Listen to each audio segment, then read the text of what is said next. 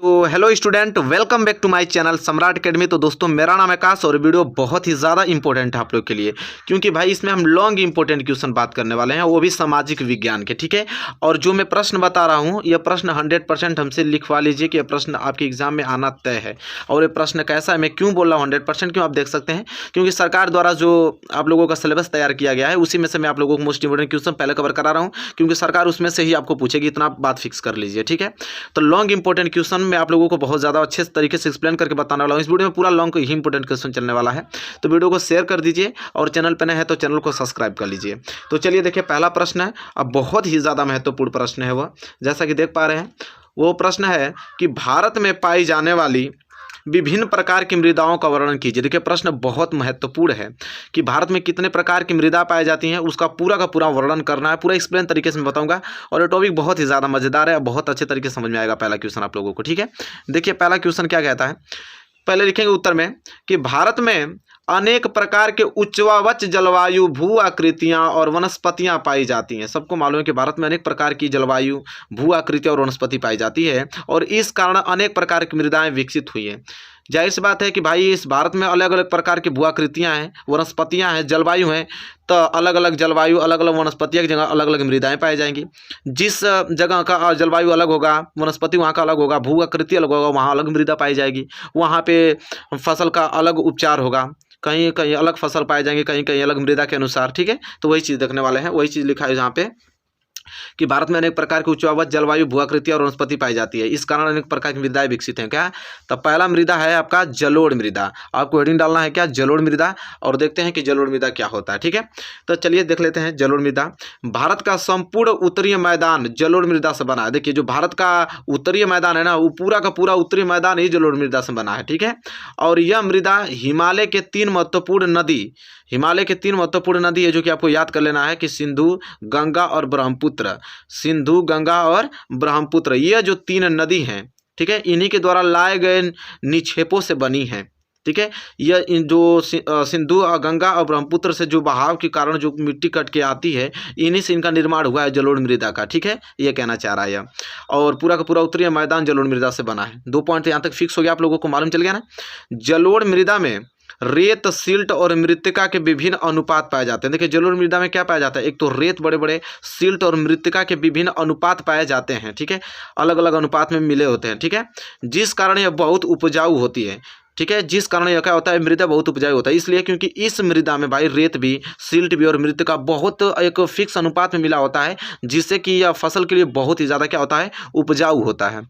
इसमें potash, phosphorus और चूना होता है। इसमें क्या होता है, पोटास, जो कि आपको ब्लैक पेन से लिखना है, क्या है, पोटास, फास्फोरस और क्या होता है, चूना होता है इन मृदाओं में। ठीक है, और यह मृदा किनके लिए, तो गन्ने और चावल और गेहूं और अन्य अनाजों तथा दलहन फसलों की खेती के लिए बहुत ही ज़्यादा उपयुक्त होती है। ठीक है, पोटास, फास्फोरस, चूना से मिलकर बना होता है, इसमें पाया जाता है पदार्थ। ये मृदा किसके लिए उपयोग है, गन्ने, चावल, गेहूं, अन्य अनाजों तथा दलहन फसलों के लिए उपयुक्त है। तो देखिए मेरे प्यारे मृदा, हमको तो नहीं लगता है कि जलोढ़ मृदा में आप लोग की दिक्कत होगी कोई। पहले आपको मृदा समझ में आएगा ना, जलोढ़ मृदा एकदम अच्छे तरीके से। ठीक है, 2-3 पॉइंट जो फैक्चुअल चीज़ है वो आपको लिखना है, कि जैसे आप बता दीजिएगा कि पूरा पूरा उत्तरी मैदान में जलोढ़ मृदा से बना है, सिंधु, गंगा और ब्रह्मपुत्र द्वारा बहाए गए निक्षेपों से इनका निर्माण हुआ है। ठीक है, और इसमें आपका रेत और सिल्ट, मृत्तिका विभिन्न अनुपात में पाए जाते हैं, और इसमें आपके पोटास और फास्फोरस उपस्थित चूना होता है, और ये मृदा गेहूं, चावल और अन्य फसल जैसे दलहन के लिए बहुत ही ज़्यादा उपयोगी है। बस इतना ही फैक्ट आपको याद कर लेना है जलोढ़ मृदा में। क्लियर हो गया ना आप लोगों को ये वाला पोर्शन। चलिए दूसरी मृदा क्या है भाई, दूसरी मृदा है काली मृदा। चलिए काली मृदा की कहानी पढ़ते हैं। काली मृदा क्या है भाई, तो देखिए काली मृदा में यह चीज़ है कि इन मृदाओं का रंग काला है। भाई काली, नाम से ही मालूम चला है कि काली मृदा होगी, तो इन मृदाओं का रंग क्या है, काला है, और इन्हें रेंगर मृदा भी कहा जाता है। तो कभी कभी रेंगर मृदा भी पूछ लेता है काली मृदा, कन्फ्यूज नहीं होना आप लोगों को। ठीक है, उसी का नाम रेंगर मृदा भी है। तो इन मृदाओं का रंग काला होता है भाई, इन्हें रेंगर मृदा भी कहा जाता है। काली मृदा कपास की खेती के लिए उचित समझी जाती है। जो काली मृदा होती है किस खेती के लिए उपयुक्त, तो कपास की खेती के लिए उपयुक्त तो समझी जाती है सबसे ज़्यादा।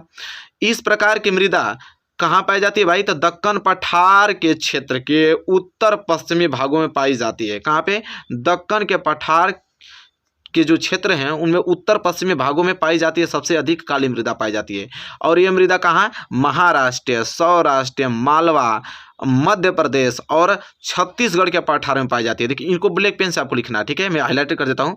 महाराष्ट्र में पाया जाता है, सौराष्ट्र में, मालवा में, मध्य प्रदेश में और छत्तीसगढ़ के पठार में पाया जाता है काली मृदा। ठीक है, क्लियर हो गया ना। इसके बाद यह मृदा कैल्शियम कार्बोनेट, मैग्नीशियम, पोटास और चूने जैसे पौष्टिक तत्वों से परिपूर्ण होता है। यह जो मृदा किससे मिलकर बना होता है? कैल्शियम कार्बोनेट, मैग्नीशियम, पोटास और चूने जैसे पौष्टिक तत्वों से मिलकर बना होता है काली मृदा। तो काली मृदा की सारी चीज़ें आपको क्लियर हो गया ना। कोई दिक्कत है आप लोगों को बताइए? कोई दिक्कत नहीं। काली मृदा को रेंगन मृदा कहा जाता है भाई।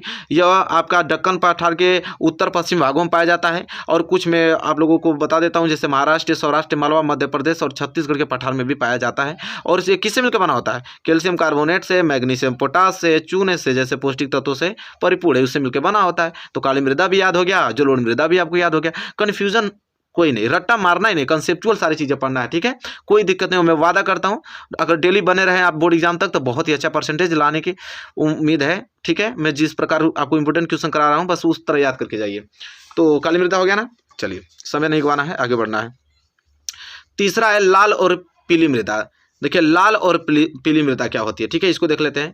इस मृदा में लोहे के कणों की मात्रा अधिक होने के कारण इसका रंग लाल होता है। जाहिर सी बात है कि भाई मृदा में अगर लोहे के कण अधिक होंगे तो लाल ही होगा।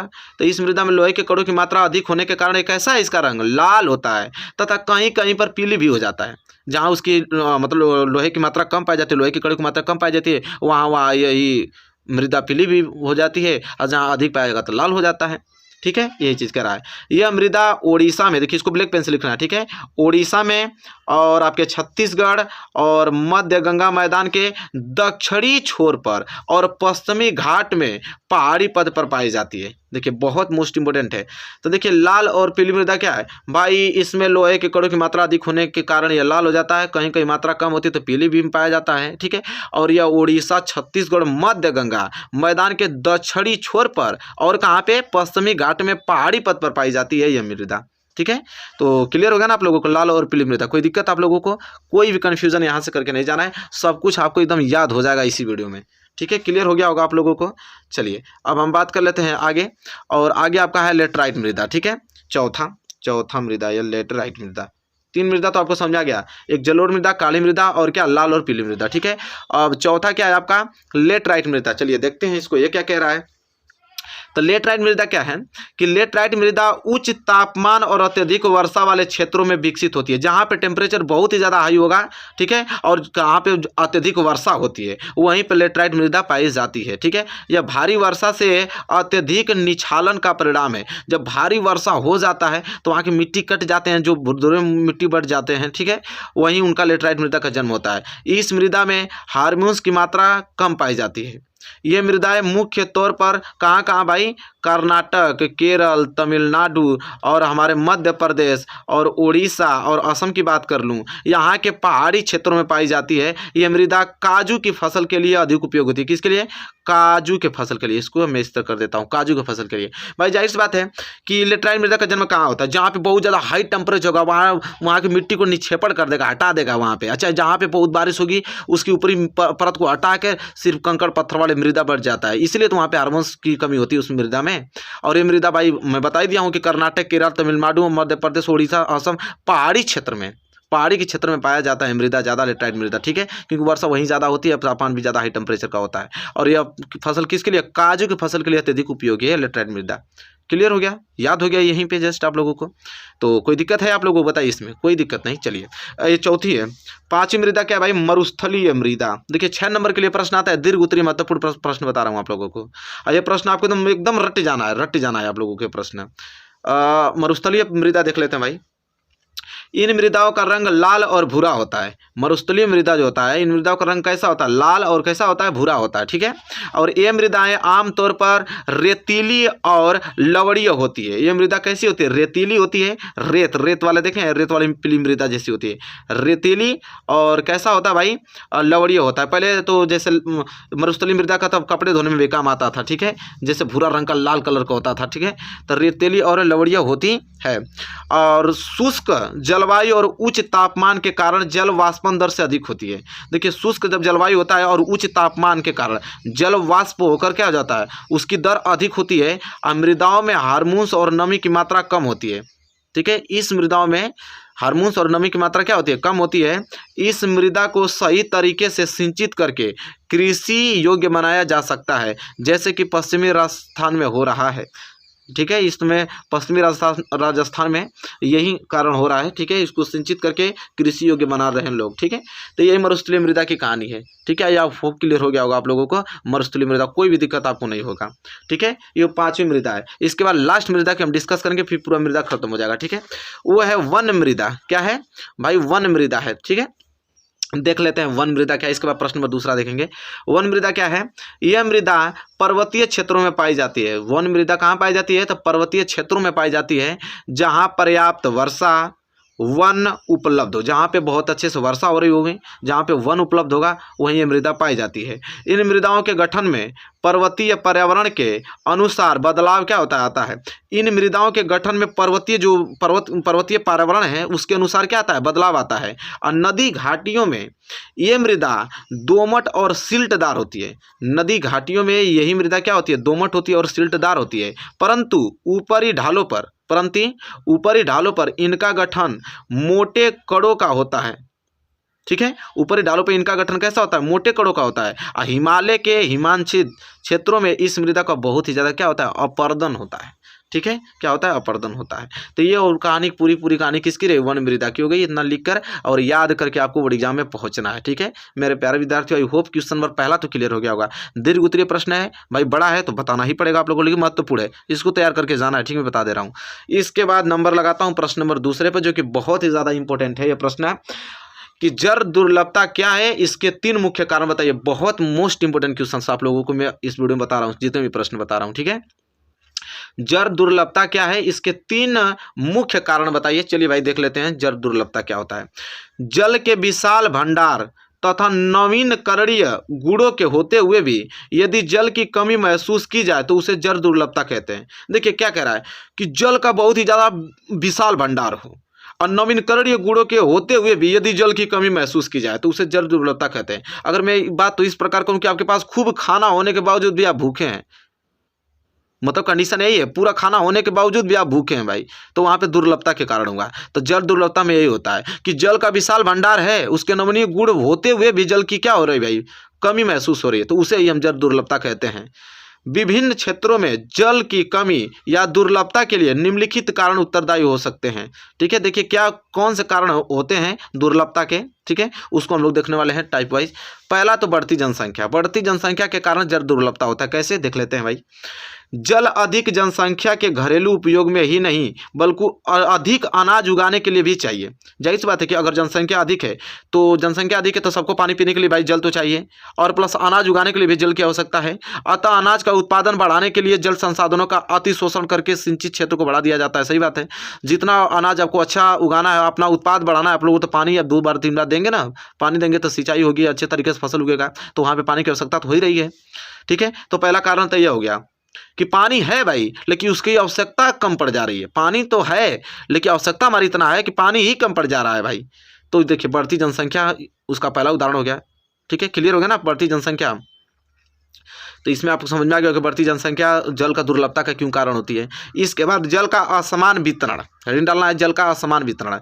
भारत में बहुत से क्षेत्र ऐसे हैं जहाँ सूखा पड़ता है। भारत में बहुत सारे क्षेत्र है जहाँ पे क्या पड़ता है, सूखा पड़ता है, वर्षा बहुत कम होती है वहाँ पे। ऐसे क्षेत्रों में भी जल दुर्लभता या जल की कमी देखी जा सकती है। बिल्कुल है, जहाँ पे भी भाई वर्षा कम होती है, जहाँ पे सूखा पड़ता है, तो वहाँ पे जल की दुर्लभता तो होगी, जल की कमी तो होगी ही। ठीक है, तो दूसरा कारण हो गया जल का असमान वितरण। इसके बाद तीसरा कारण क्या है उसको देख लेते हैं। तीसरा कारण है निजी कुएं या नलकूप। निजी कुएं या नलकूप देख लेते हैं भाई। बहुत से किसान अपने खेतों में निजी कुएं व नलकूपों से सिंचाई करके उत्पादन बढ़ा रहे हैं। जाहिर बात है, अब बहुत खेतों में जाके देखिए अपने, सब लोग निजी अपना हैंड पंप गड़वा दिए हैं, कुआं गड़वा दिए हैं, उससे ही सिंचाई करते हैं, अपने उत्पादन सिंचाई को क्या करते हैं, बढ़ाते हैं। किंतु इसके कारण लगातार भूजल का स्तर नीचे गिर रहा है। ज़्यादा पानी यूज़ करेंगे तो भू स्तर का जल नीचे तो गिरेगा ही भाई, पूरा पानी अगर खर्च कर रहे हैं ज़मीन से। और लोगों के लिए जल की क्या उपलब्धता में क्या हो रही है, कमी हो सकती है। ठीक है, होगी कि नहीं। तब ज़्यादा अब नीचे से आप पानी ज़्यादा इन्वेस्ट कर रहे हैं आप फसल में, बहुत सारी चीज़ों में, नीचे का पानी कम होगा तो हैंडपाइप से तो हम लोग को पानी सप्लाई होता है, तो वहाँ पे पानी कम होगी तो जाहिर सी बात है कि यहाँ पे भी जल की उपलब्धता में क्या होगी, कमी हो सकती है। तो निजी कुएँ या नलकूप, ठीक है। चौथा क्या है, औद्योगिकरण। चौथा औद्योगिकरण भी दुर्लभता का कारण है, देख लेते हैं भाई। औद्योगिकरण क्या है, स्वतंत्रता के बाद हुए औद्योगिकरण के कारण भारत में अलवणीय जल संसाधनों पर दबाव बढ़ गया। जब स्वतंत्र हुआ, हमारा देश आज़ाद हुआ, तो उसमें औद्योगिक के कारण औद्योगिक की बहुत ज़्यादा तेज विकास होने लगी ना, बहुत ज़्यादा उद्योग खुलने लगे हैं, तो वहाँ पर भारत में अलवणीय जल संसाधनों पर दबाव क्या होने लगा, बढ़ गया। उद्योगों को ऊर्जा की आवश्यकता होती है, जाहिर सी बात है कि भाई उद्योग खोलेंगे, बड़े बड़े मशीन वगैरह सब चलाएंगे, तो पानी से ही बहुत सारी चीज़ उसमें आवश्यकता होती है, पानी की बहुत ज़्यादा इन्वेस्टमेंट होता है, तो पानी तो लगेगा ही लगेगा। जिसकी पूर्ति जल विद्युत से ही की जाती है, जिसकी जो पूर्ति होती है जल विद्युत से, जल के कारण वहाँ पे विद्युत जनरेट होता है और सारी चीज़ें वहाँ पे तैयार की जाती हैं, तो वहाँ पे भी जल की आवश्यकता है। इस कारण भी जल का कमी का होना सामना करना पड़ता है, इस कारण भी वहाँ पे जल का कमी देखने को मिलेगा आप लोगों को, ठीक है। तो यह भाई कारण था, आप लोगों को हमने बहुत अच्छे तरीके से बताया कि जल दुर्लभता क्या है, इसके 3 मुख्य कारण बताइए। तो हमने यहाँ पे 4 मुख्य कारण बता दिया था कि कोई भी परेशानी आपको नहीं हो, एग्जाम में तो बहुत बेहतरीन तरीके से लिख के आइए एकदम, अरे प्रश्न आना तय है, ठीक है। इसको इग्नोर नहीं करना, आपको बता देना है, बढ़िया से परसेंटेज लाना है, अच्छे से पढ़िए। चलिए आइए क्वेश्चन नंबर 3 देख लेते हैं भाई। क्वेश्चन नंबर 3 क्या बोल रहा है, बहुत महत्वपूर्ण क्वेश्चन है कि गांधी जी ने असहयोग आंदोलन को ही क्यों चुना। देखिए प्रश्न भाई दिया था कि पूछना है तय कि गांधी जी ने असहयोग आंदोलन को ही क्यों चुना है। चलिए देखते हैं क्यों चुना। महात्मा गांधी ने अपनी पुस्तक हिंद स्वराज 1919 में कहा था, उन्होंने एक पुस्तक लिखा हिंद स्वराज 1909 में। 1909 में उन्होंने एक पुस्तक लिखा जिसका नाम था हिंद स्वराज, और उसमें उन्होंने कहा कि भारत में ब्रिटिश शासन भारतीयों के सहयोग से ही स्थापित हुआ है। मतलब भारत में जो ब्रिटिश शासन है वो किससे, भारतीय के सहयोग से ही क्या है, स्थापित हुआ है, और यह शासन इसी सहयोग के कारण चल पा रहा है। जो ये शासन स्थगित हुआ है, जो स्थापित हुआ है शासन, ये शासन इसी के सहयोग से क्या हो रहा है, चल रहा है। अगर भारत के लोग अपना सहयोग वापस ले लें, अगर भारत जितना सहयोग देता है वहाँ पे अगर अपना सहयोग क्या कर ले, वापस ले ले, तो साल भर के भीतर ब्रिटिश शासन, ठीक है, क्या हो जाएगा, ढह जाएगा। साल भर के भीतर अगर वो अपना ब्रिटिश शासन वापस ले ले तो साल भर के भीतर जो ब्रिटिश शासन है वो क्या हो जाएगा, ढह जाएगा, और स्वराज की क्या हो जाएगी, स्थापना हो जाएगी। इसलिए उन्होंने गांधी जी ने असहयोग आंदोलन को ही चुना, यह कारण था। तो पहली बात क्या याद करना है कि महात्मा गांधी ने अपनी हिंद स्वराज 1909 में कहा है कि भारत में जो ब्रिटिश शासन भारतीयों के सहयोग से ही क्या स्थापित हुआ है, और यह शासन इसी सहयोग के कारण चल भी पा रहा है। अगर भारत लोग अपना सहयोग वापस ले लेना तो साल भर के भीतर ब्रिटिश शासन ढह जाएगा और स्वराज की क्या हो जाएगी, हमारी स्थापना हो जाएगी। इस कारण गांधी जी ने असहयोग आंदोलन को चुना। तो क्लियर, सारी चीज़ें तो भाई हमने अच्छे तरीके से एक्सप्लेन करके बता भी दिया। यही पॉइंट आपको याद करके जाना है और एग्जाम में इसी को लिख देना है, पूरा का पूरा नंबर आपको मिलने वाला है, ठीक है। तो मेरे प्यारे विद्यार्थियों, अब तो मैं विदाई लेता हूँ आप लोगों को, और नेक्स्ट वीडियो रेगुलर आती रहेंगी, हमारी वीडियो पर आती है हमारे चैनल पे, ठीक है। चैनल को सब्सक्राइब कर लीजिए और शेयर भी कीजिए अपने फ्रेंड यहाँ, ताकि वो भी वीडियो को देखें और अच्छे मार्क्स ला पाएँ। तो मिलेंगे एक प्यारे से छोटे से नेक्स्ट वीडियो में, तब तक के लिए धन्यवाद।